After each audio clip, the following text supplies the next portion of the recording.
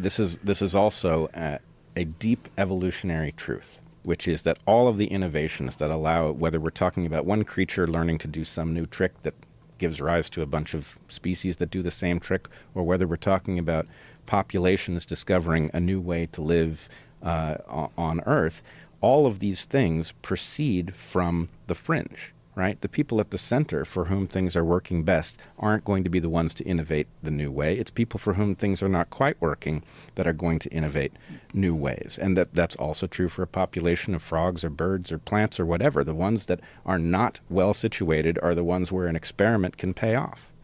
That's why Hans Eysenck, a psychologist, wrote a good book called Genius, and he was interested in what predicted high levels of creative success. And some of it's what you'd expect. IQ is one of them, and creative temperament is another. But losing a parent before the age of 10 was a nice predictor. And, you know, people think about creativity as if it's all sweetness and light. It's like, no, bloody way, man. If you're going to be creative, it's because you're tormented by a problem. Right? And so if you're not in a position to be tormented by a problem, you're not going to put in the time and effort and take the risk necessary to be creative. So, but, you know, I've been trying to understand the evolutionary landscape out of which our most fundamental religious convictions emerge, and the idea that it is by definition the individual that innovates, and that by definition, therefore, it's the individual that's the savior of the collective.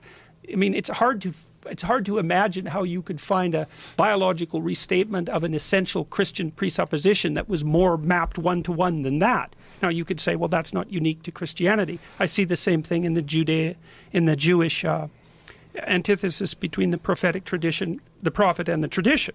Because the prophet is always the lone voice, right, that comes out. It happens over and over in the Old Testament. A lone voice comes out and challenges the king and says, look, you know, you're a blind tyrant, and nature is moving away from us and preparing her revenge, and you better watch the hell out because you're violating the intrinsic moral norms, and you're going to pay for it. That happens over and over. And maybe there are 50 of them, and the one that gets recorded is the one that happened to be closest to right, because that's the population that gets through the bottleneck. And so, you know, what we have is sort of evolution authoring these texts in a way.